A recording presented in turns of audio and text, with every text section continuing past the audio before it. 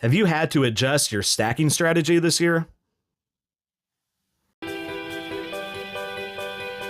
Stacking Cat.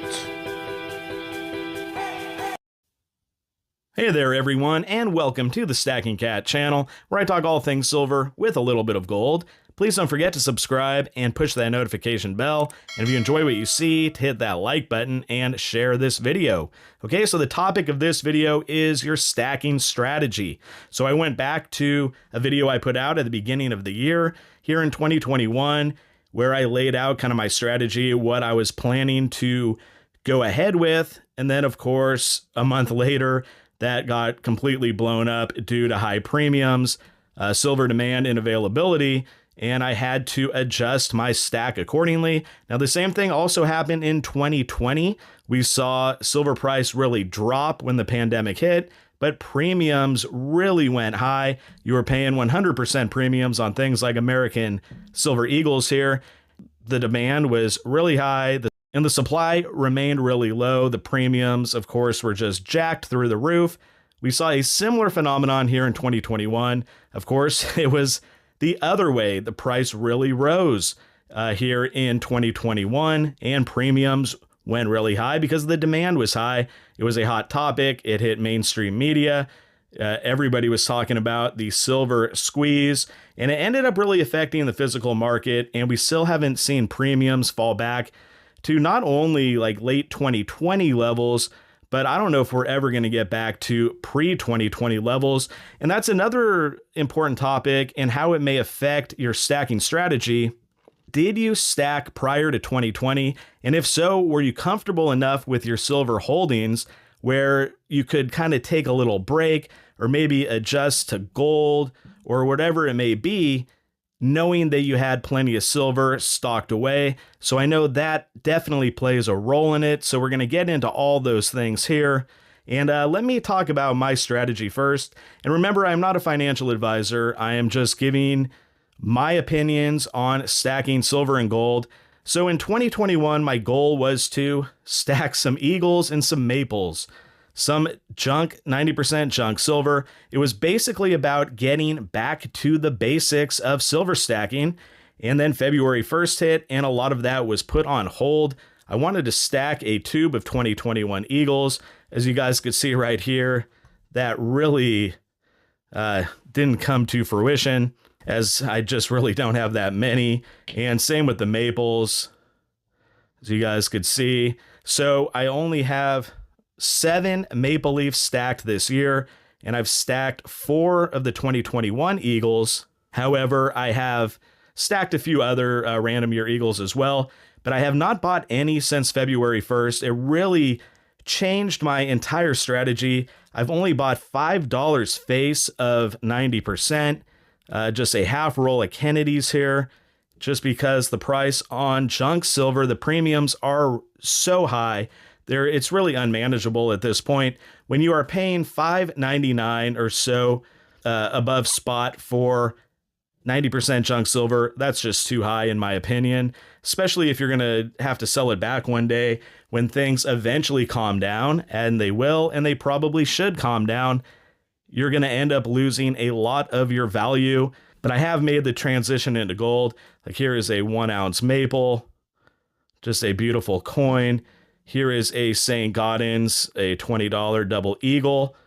Okay, so I actually traded silver in for both of those pieces of gold. Roughly about 120 ounces or so I've traded away. A lot in junk silver, a lot in sovereign government mint, kind of higher premium stuff like the EC8 series, some of the Royal Australian Mint stuff. Just stuff that, you know, I found was expendable. I really did not have any sentimental attachment, and it was a great time to get gold, especially with the way that the gold to silver ratio was going. Now, my initial plan was to stack a 1/4 ounce of gold per month and then kind of go from there. I wanted that to be the baseline, so that would be 3 ounces. I started with things like this Krugerrand here.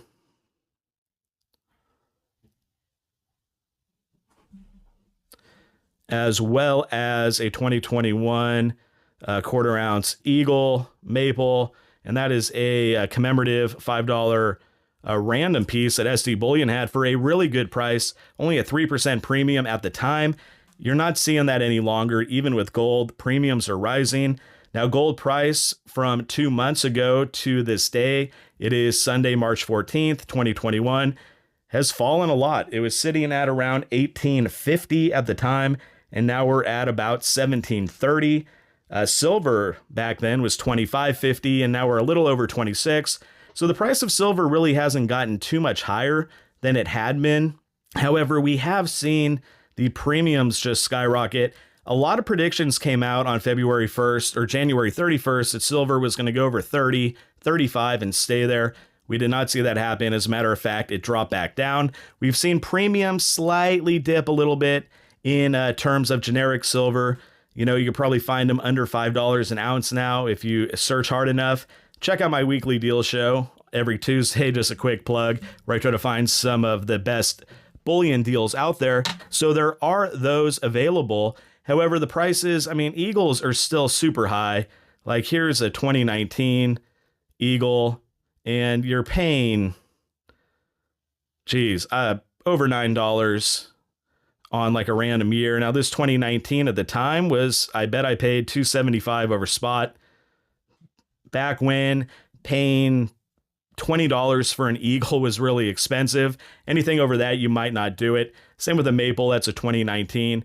Things really did change. So I've adjusted my stack in that way. I have not bought a lot of silver. As a matter of fact, like I said, with these gold trades, my net holdings of silver have gone down, and I've added a lot more gold. By this time, I expect it to be close to 1 ounce of gold. I've already stacked 3 ounces, and I have it all out on the table for you guys to see right there. And I also want to get into, especially with the gold here, is always buy what you can afford. Now, that's not always the case with gold. It's just a really expensive metal. Quarter ounces are around $500 right now, with pretty high premiums compared to the past. So you always have to make sure you're buying within the means that you have. You know, you don't want to not pay some bills or buy food or whatever just to buy some gold. So gold has always been something that, for me at least, always seemed out of reach. That's why I like to buy the fractional pieces. No way I would have been able to afford these gold ounces without saving for a few months some cash to purchase them without the silver trade. So that ended up benefiting me there, since I was able to use the silver that I had. And like I mentioned earlier, I wanted to get into talking about if you were stacking prior to 2020, when these premiums were really low. If you built up a nice little fortress of silver, something you felt comfortable with, maybe it would be a good opportunity or a good time to trade some in for gold. Gold is a little undervalued, I believe, right now, sitting in the mid 1700s. It has dropped about 10% since the beginning of the year. Right now could be the time to get into gold, especially premiums could be rising with gold here soon. When people see the price, the demand could grow, but maybe the cost might keep it in check just enough so you could be able to still purchase some. And so back to having a pretty big silver stack prior to 2020, it makes it a little bit easier to not go ahead and make some purchases at high premiums, which could really hurt your dollar cost average and your potential value in the future. Now, there's something to be said. Silver could be at the bottom, at the floor right now at around 25, 26. Maybe it hits $45 by the end of the year, and that's the new price. Then buying right now, an Eagle, even at the premiums, would still be a good deal. I do not personally foresee that happening that quickly. And so you'll also have to look long-term. This is a long-term hold. But you also have to look short-term to your finances. Will these premiums eventually drop? Will demand subside? I think they will coming up here in the next few months. And that might be a better buying opportunity for you, especially if the silver price sticks around 25 and 26. And there's some indicators like the stimulus that came out that could drive silver up a little bit. However, I think it's actually gold that might benefit a little bit more from that stimulus. Silver will eventually benefit from it, but it is a much slower moving metal. And we just go to the historical trends, especially over the past 5 years or so, and you could kind of notice to where that is at.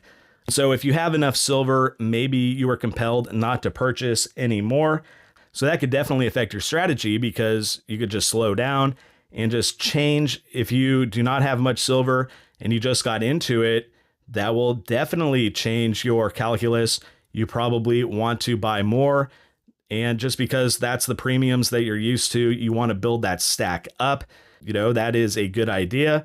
Build that stack up. But if you were stacking before 2020, I definitely could see, personally myself, I did this. I really have slowed down on buying the silver. And so, like everything else with life, financial or otherwise, it's always about making adjustments. Markets change. You never know what's around the corner. And so you always should adapt with the times. That is just the best case scenario that you could deal with. If you want to stick around and continue your strategy, because things like your dollar cost average is going to be a lot higher. Your cost price analysis is going to be a lot higher. Your value for the future is probably going to be a lot lower, depending on where the market is while these premiums are high. So let's hope that the premiums get lower. I do not have a crystal ball, but once they do, I will be getting back on the silver train. As of now, I've adjusted more to gold. I do not know if I'm going to do any more trades here in the future for any gold. It all depends.